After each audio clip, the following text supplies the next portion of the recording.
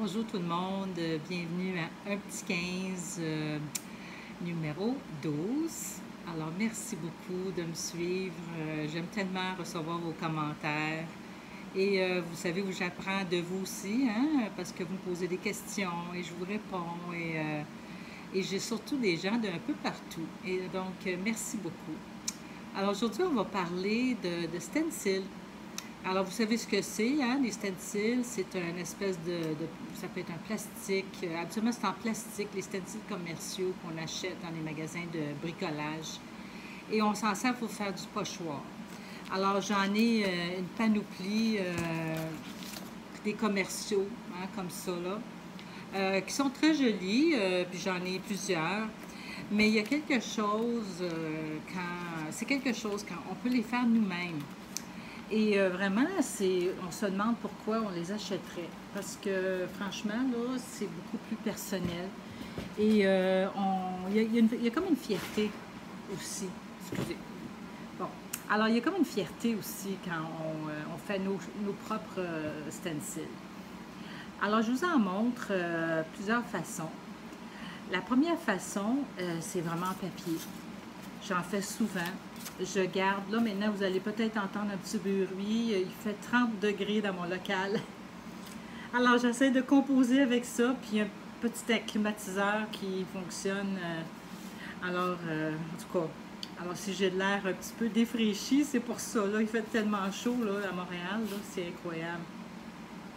Alors les stencils en papier, je prends souvent des sacs bruns.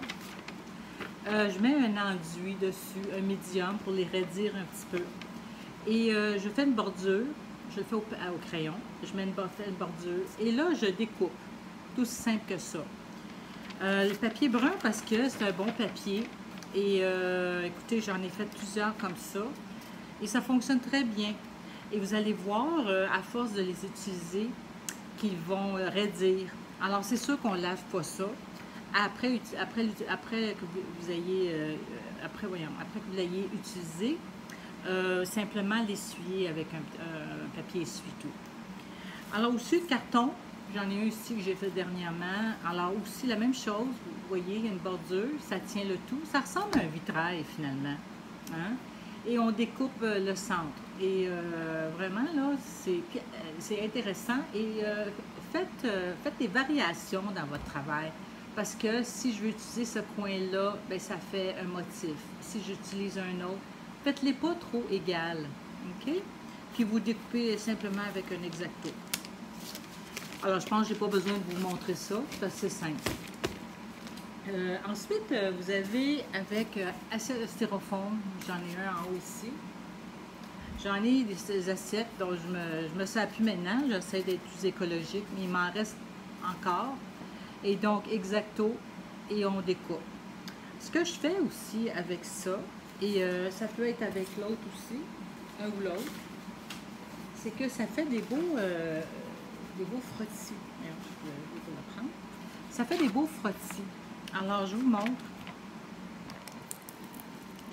Alors, j'ai mis mon stencil ici. J'ai mis mon papier dessus. Vous passez crayon, que ce soit la mienne, et vous allez voir vos images. Vos découpages plutôt. Alors, ce que je fais avec ça, c'est sûr qu'on peut pas faire, ce serait plus difficile de faire ça avec une toile. Là, je prends un papier. Je peux le découper. Puis ça me fait des beaux papiers. Je vais le faire avec un crayon pastel ordinaire. Alors, vous passez dessus. Et vous allez voir le motif apparaître.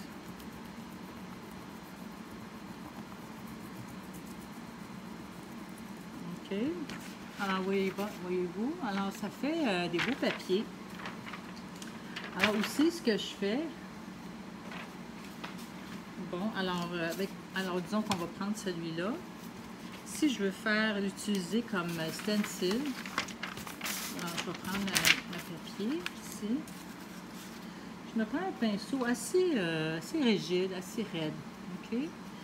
Et puis, je rentre dans ma peinture. Puis je viens un petit peu de taponner. Hein, je fais pas un mouvement comme ça, mais plutôt comme ça.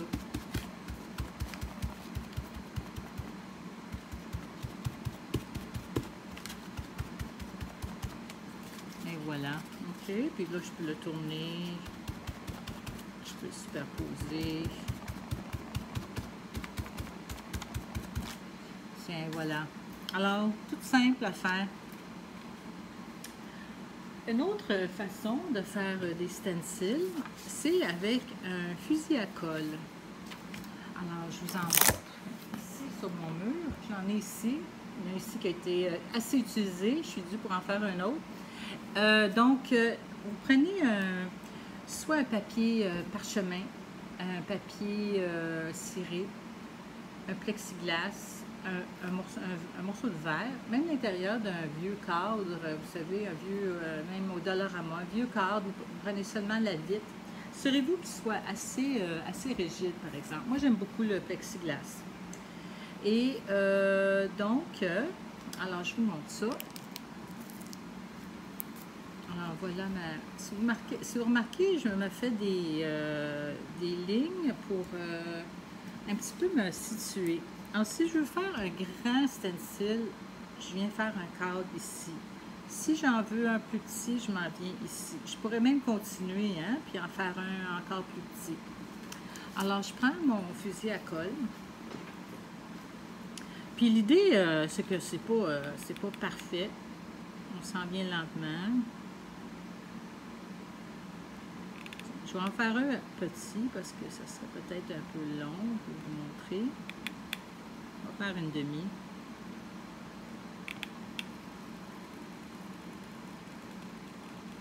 Alors, je commence par mon cadre. OK.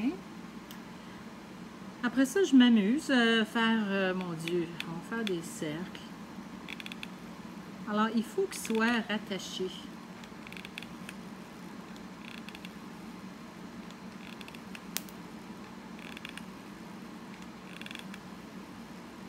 Voilà l'intérieur. Il ne faut pas avoir de ligne, exemple, certainement pas comme ça en plein centre. OK, c'est sûr que quand je vais le décoller, celui-là ici, que ça va tomber. Alors, je peux aussi me mêler des choses. Tiens, je vais faire des lignes. Peut-être un quadrillé.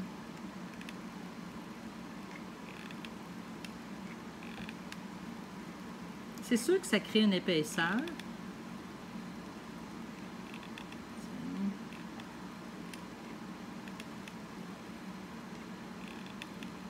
Alors, il faut penser un peu vitrail, que tout est relié.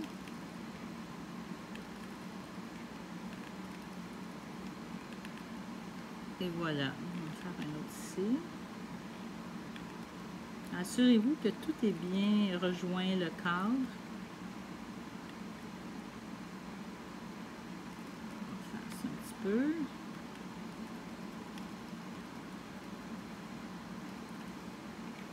Et voilà, on va attendre qu'il se refroidisse un petit peu. OK.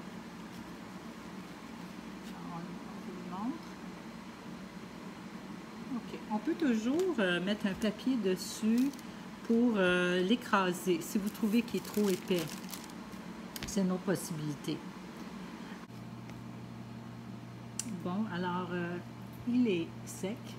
Alors, vous voyez que ça s'enlève assez facilement si on a mis pas mal d'huile. OK? Alors, ça me fait vraiment un beau stencil qui se tient bien. Et je vais vous dire, c'est très, très, très résistant. Vous avez vu les miens, ils ont été beaucoup utilisés. C'est sûr que ça reste fragile, là, mais quand même, en général, ça se lave assez bien, en autant qu'on fait attention. Alors, c'est le même principe.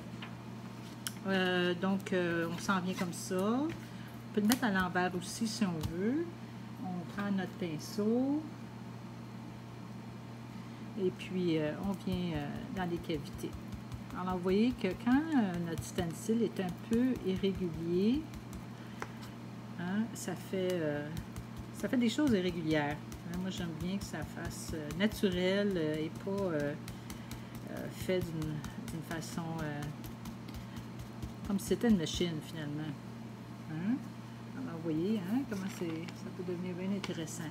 Alors, très facile à faire. Et après ça, ben, je les mets dans l'eau. Et puis, c'est ça part très bien. L'autre façon que j'aime beaucoup, c'est avec une... comment j'appellerais ça? Un diviseur. Vous savez, les diviseurs de cartable, on peut acheter ça au Dollarama. Ça ressemble à ça. Hein? Il me reste encore un titre. Mais ils s'en vendent à peu près 5 dans un paquet. Et on peut s'en servir pour découper. Mais ce que je fais, c'est que je prends une pointe chaude.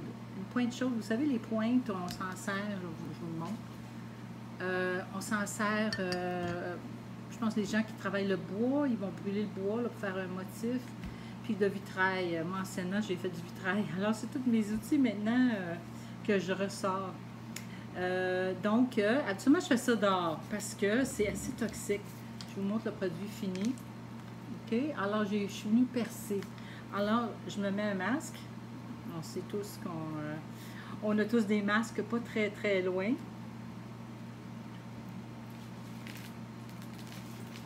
Et je vais vous en faire juste quelques-uns, OK?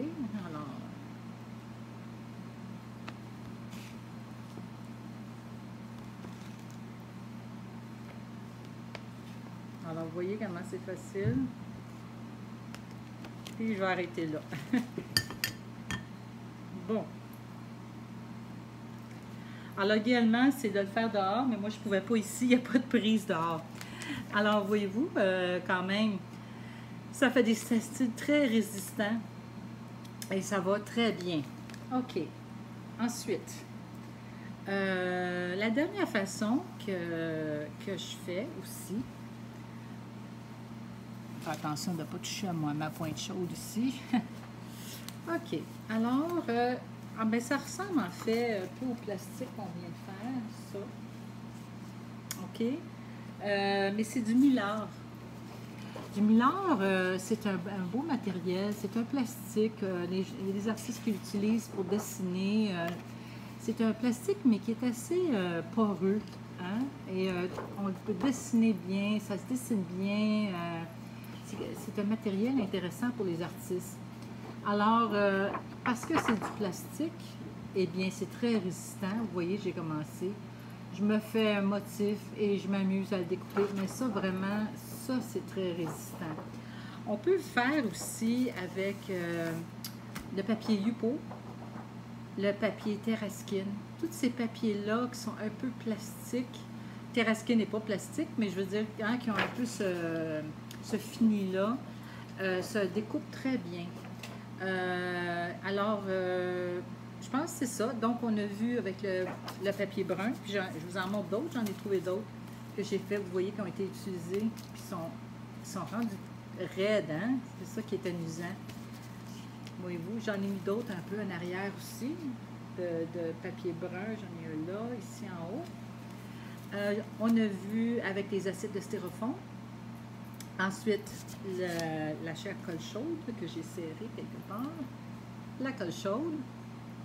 Ensuite, on a vu avec des diviseurs à cartable et les feuilles de mylar, les feuilles mylar ainsi que les Terraskin et le Yupo. Il y en a d'autres façons aussi, je sais. Je ne les ai pas expérimentées. Je sais que ça se fait avec du papier à congélation, avec un fer à repasser. Il y a d'autres façons, je dirais que j'essaie de le faire ça le plus simple possible. C'est des matériaux simples et c'est ce que j'aime. C'est facile à avoir, on n'a pas à commander, on les a à la portée de la main et ça se fait très bien. Alors, j'espère que ce petit vidéo, ça vous a donné des idées. Hein? Ça amène ailleurs hein, quand on inclut ça dans nos peintures. C'est que ça soit juste une section, que ça soit vos peintures ou vos toiles abstraites ou figuratives. Ça met un petit cachet dans votre travail. On dirait un coin qui est différent. Donc, je vous encourage de faire ça. La semaine prochaine, nous allons regarder le papier. Comment faire des beaux papiers, des beaux motifs sur papier. Je pourrais faire 2 vidéos sur ça. Je vais essayer de faire un résumé, mais je pense que vous allez aimer ça parce que, encore une fois, si vous faites vos propres choses, il y a en vente du beau papier, puis je vous dis que j'en ai acheté, je dirais, j'en achète plus. Vraiment, j'en achète plus. J'aime mieux les faire moi-même. Et je vais vous montrer ça, j'en ai une boîte pleine. Tandis que je pense, il y a autre chose qu'on peut faire avec nos stencils. Je vous reviens. Alors, je viens de penser à quelque chose. Je sais que c'est un peu tard peut-être, mais en tout cas, c'est ça de plus. Quand vous avez un stencil, que ce soit en carton, que ce soit en plastique, vous allez dehors et vous prenez une canette de peinture. C'est pour ça dehors, là, faites pas ça en dedans. Et vous venez faire vos papiers. Alors ça, c'est des stencils que j'ai fait. Et vous, ça a été utilisé. Canette, la couleur que vous voulez. Moi, j'aime beaucoup les gris, les noirs, parce que c'est plus neutre. OK? Des stencils comme ça, des stencils comme ça, canette. Et après ça, la photocopieuse, on sort ça et ça nous en fait des pois. Et toutes sortes de textures comme ça. Donc, voilà une autre façon pour utiliser vos stencils. Je suis sûre que je vais terminer puis je vais trouver d'autres choses. Alors, merci beaucoup. Allez voir sur mon site web. J'ai commencé des cours Zoom. C'est tout nouveau. Je suis très contente parce que finalement, je rencontre des nouvelles personnes d'ailleurs et c'est vraiment extraordinaire. Alors, cette période nous amène ailleurs et apporte beaucoup de belles choses. Alors, au revoir et à la semaine prochaine.